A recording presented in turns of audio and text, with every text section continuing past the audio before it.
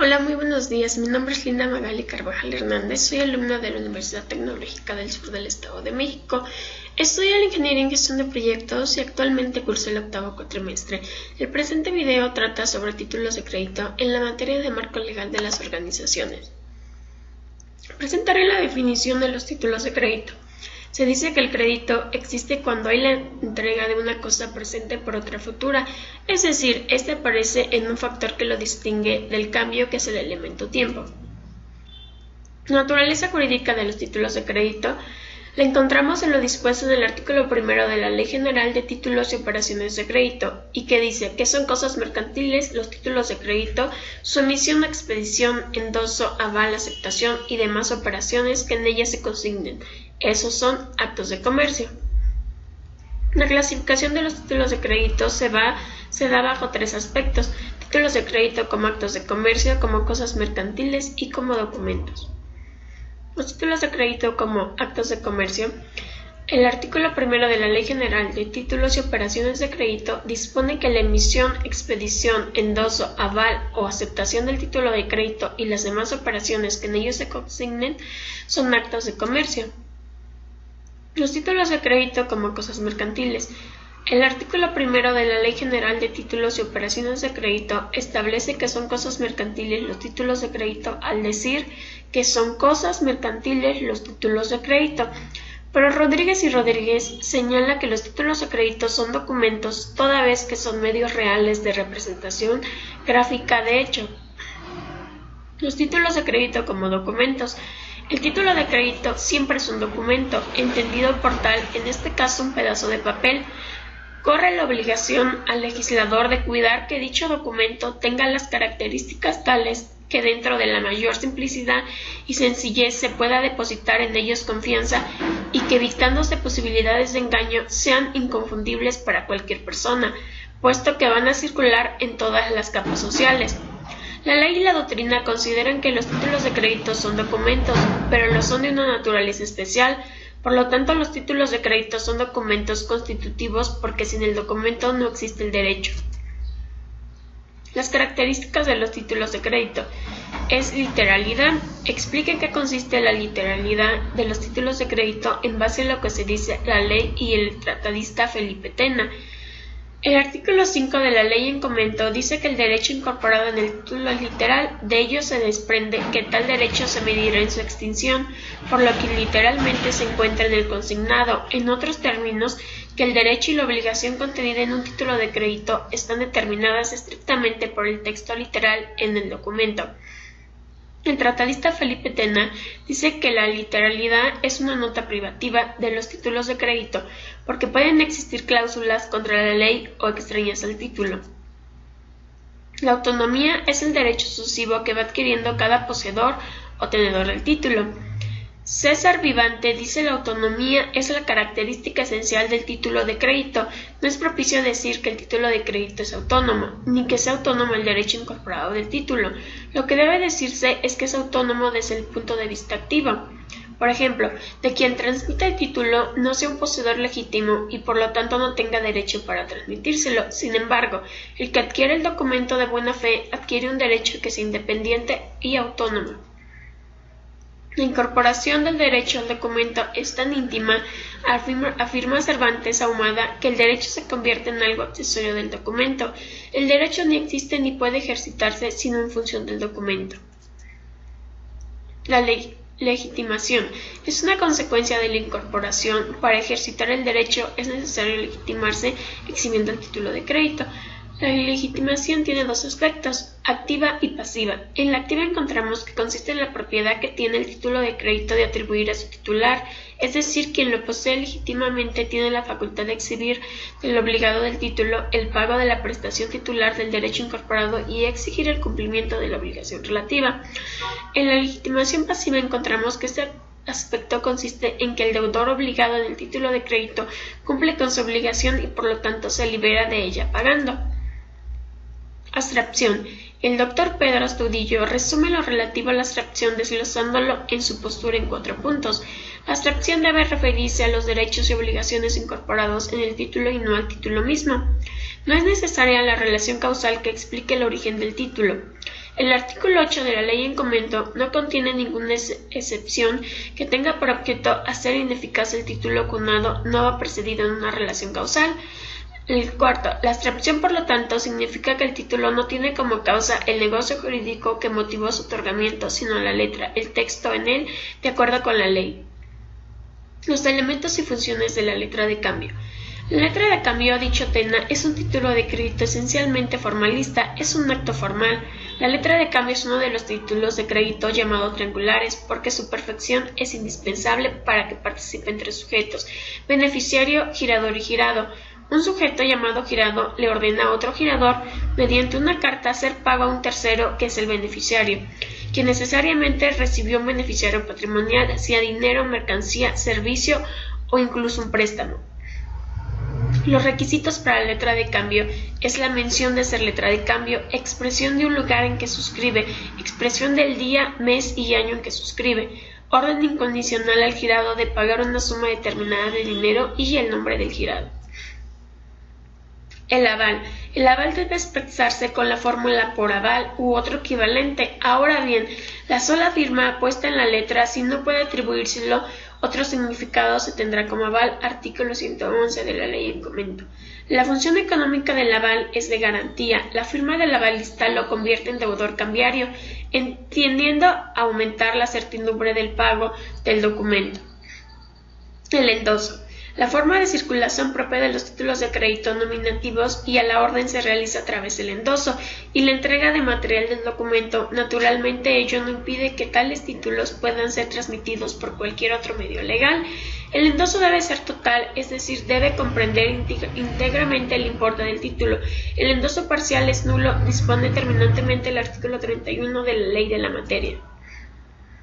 Requisitos del endoso. El artículo 29 de dicho ordenamiento establece que el endoso debe reunir los siguientes requisitos: nombre del endosatorio, es decir, la persona a quien se transmite el título, la clase de endoso, en propiedad, en procuración o en garantía, el lugar en que se hace el endoso, la fecha en que se hace el endoso, firma del endosante, es decir, el autor de la transmisión o de la persona que suscribe el endoso o su ruego en su nombre. Las clases de endoso es endoso en propiedad, endoso en procuración y endoso en garantía. El endoso en propiedad se transfiere la propiedad del título y todos los derechos inherentes a él en su endoso ilimitado. El obligado del título no puede oponer al endosatorio las excepciones personales que podría haber hecho valer frente al endosante o tenedores presentes. El endoso en procuración es un verdadero mandato otorgado por el endosante, el endosatorio. Así, el artículo 35 de la ley en comento establece que el endosatorio tendrá todos los derechos y obligaciones de un mandatario. Se trata de un endoso con actos limitados que no transfiere la propiedad del título el endosatorio, al que simplemente faculta para cobrar el título judicial o extrajudicialmente, para protestarlo y para endosarlo en procuración. El endoso en garantía constituye una forma de establecer un derecho real de prenda sobre títulos de crédito. Así, el artículo 36 de la multicitada ley dispone que el endoso con las cláusulas en garantía, en prenda u otras equivalentes atribuyen al endosatorio todos los derechos y obligaciones de un acreedor prendario respecto del título endosado. El protesto es la certificación auténtica expedida por un depositario de fe pública en la que hace constar el derecho de haberse presentado oportunadamente la letra para su aceptación.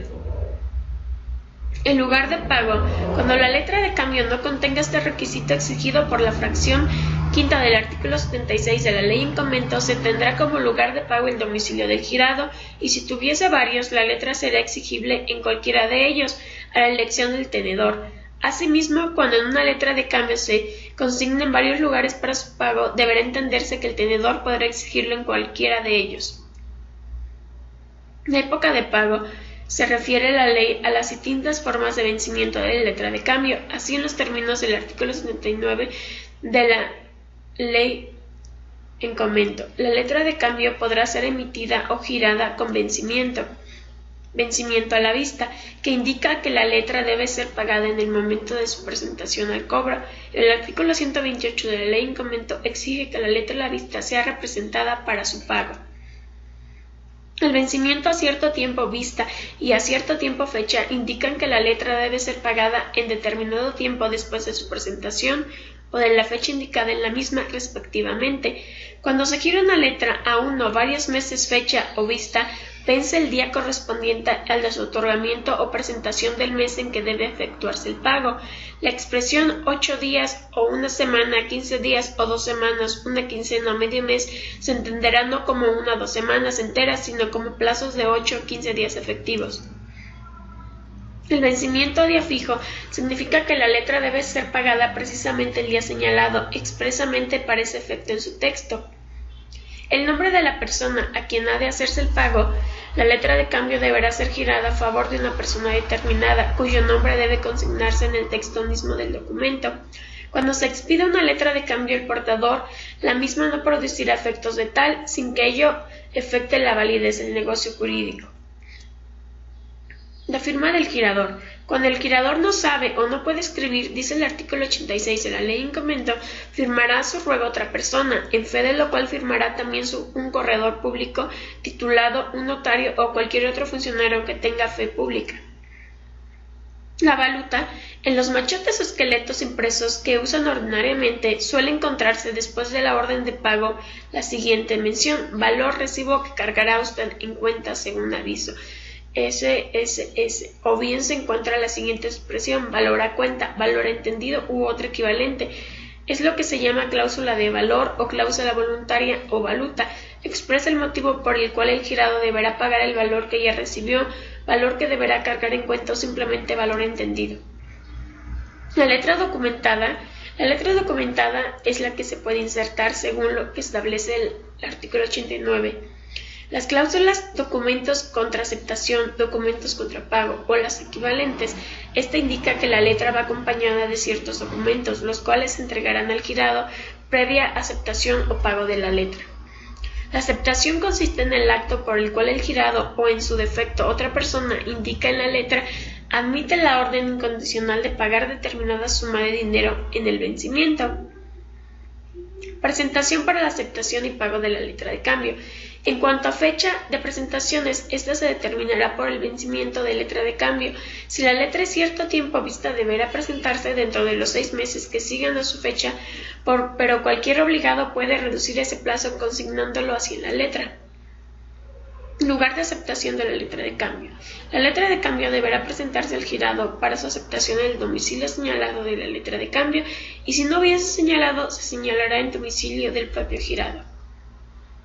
La aceptación total o parcial del pago de la letra de cambio debe ser incondicional, como incondicional debe ser la orden de pago, pero para que pueda el girado aceptar para una cantidad menor que el monto de la orden de pago, y en este caso el tenedor deberá admitir la cantidad parcial y esperar el vencimiento de la letra para cobrar la cantidad por la cual el girado haya aceptado. Negatividad de aceptar la letra de cambio. Si el girado aceptara incondicionalmente, se tendrá por negada la aceptación y deberá levantarse el protesto correspondiente. El girado puede tachar la aceptación antes de devolver la letra y en este caso se entenderá que se ha rehusado aceptarla. El pagaré. El Código de Comercio define el pagaré como un documento que contiene el contrato de cambio y que contiene la obligación de, procedentemente de un contrato mercantil, de pagar a una persona a la orden de otra cierta cantidad de dinero. En otras palabras, es un documento que contiene la obligación incondicional de pago en una suma de dinero suscrita por el deudor a favor del acreedor. Los requisitos del pagaré son los siguientes: mención de hacer pagaré inserta en el texto del documento, promesa incondicional de pagar una suma de dinero, nombre de la persona a quien debe hacerse el pago, época y lugar de pago, fecha y lugar en que suscriba el documento y firma del suscriptor o persona que firme a su ruego o en su nombre. El cheque. Nuestra ley exige que un cheque sea librado contra un banco y agrega que solo puede ser expedido por quien tiene fondos suficientes y disponibles en una institución de crédito y sean autorizados por ésta para librar un cheque a su cargo. Los requisitos del cheque tiene que llevar fecha en que se expide, orden incondicional de pagar una suma determinada de dinero, nombre del librado, firma del librador y lugar de expedición. En este caso no lleva mención de ser cheque, ya que lleva el logo de la institución bancaria, y tampoco lleva lugar donde se cobrará, ya que puede ser cobrado en cualquier institución del mismo banco. Elementos personales del cheque. El librado de la institución bancaria debidamente autorizada para manejar cuentas de cheques. El librador puede ser una persona física o moral y es quien celebra el contrato de apertura de cuenta de cheques con el librador. El librado también puede tener carácter de librador, cuando el propio librado expide o abra cheques a cargo del mismo. El beneficiario es aquella persona física o moral a quien se le debe hacer el pago del cheque. Presupuestos del cheque. El banco se obliga a recibir dinero de su cuenta ambiente y mantener el saldo de la cuenta a disposición de éste, así como pagar los cheques que el cliente libre o cargo al saldo de la cuenta. A esta práctica bancaria se le denomina cuenta corriente de cheques. Forma de circulación del cheque. El cheque, según su forma de circulación, podrá ser cheque no negociable, cheque a la orden y cheque al portador. Cheque no negociable es el expedido a favor de una persona determinada cuyo nombre se consigna en el texto mismo del documento y que no puede ser transmitido por endoso, sino solamente en la forma y con los efectos de una cesión ordinaria. El cheque puede tener la cantidad de no negociable por voluntad del librador o por disposición expresa de la ley. El cheque a la orden es el expedido a favor de una persona determinada cuyo nombre se consigna en el texto mismo del documento y que puede transmitirse por medio del endoso y entrega el material del título. Un cheque es el que el tomador se encuentra designado en forma nominativa. Se extenderá siempre extendido a la orden, salvo inserción en su texto la cláusula no negociable u otro equivalente. Cheque al portador. Se considera el portador cuando no se indique en su texto a favor de quien se expide y contenga la cláusula al portador. El aval en el cheque es una institución admitida para el cheque cuando se desprende de la remisión a que hace referencia el artículo 192 de la multicitada ley a los artículos 109 y 116 de la propia ley que regulan el aval en la letra de cambio. El endoso en el cheque. Sobre este particular cabe señalar que son aplicables las disposiciones escritas en el capítulo de la letra del cambio del presente documento y que se tienen por reproducidas en este momento en todas y cada una de sus partes. El protesto del cheque. La falta total o parcial de pago de cheque por el librado debe comprobarse mediante el protesto o los actos que legalmente los instituyan. El cheque presentado en tiempo y no pagado por el librado debe protestarse a más tardar el segundo día hábil que siga el plazo de su presentación, en la misma forma que la letra de cambio a la vista. En el caso del pago parcial, protesto se levantará por la parte no pagada. Formas especiales del cheque. Cheque cruzado, cheque para abono en cuenta, cheque certificado, cheque no negociable, cheque de viajero y cheque de caja. El cheque cruzado, originado en la práctica inglesa, es aquel en donde el librador o tenedor cruza con dos líneas paralelas en el adverso del cheque. El cruzamiento tiene por objeto dificultar el cobro del documento de tenedores ilegítimos, pues como consecuencia del cruzamiento el cheque podrá ser cobrado por una institución de crédito a quien deberá endosarse para efectos del cobro. Cheque para abono en cuenta. El librador o tenedor, dice el artículo 198 de la Ley de Títulos y Operaciones de Crédito, puede prohibir que el cheque se pague en efectivo, expresando la cláusula para abono en cuenta. En tal supuesto, el librado no podrá pagar el cheque, sino que tendrá que abonarlo a la cuenta del tenedor. El cheque certificado. Antes de la emisión del cheque, señala el artículo 199 de la LGTOC, puede el librador exigir que el librado certifique el cheque, haciendo constar que tiene en su poder fondos suficientes para cubrir el cheque. Esto se hace generalmente para que el beneficiario tenga confianza y tome el documento con seguridad.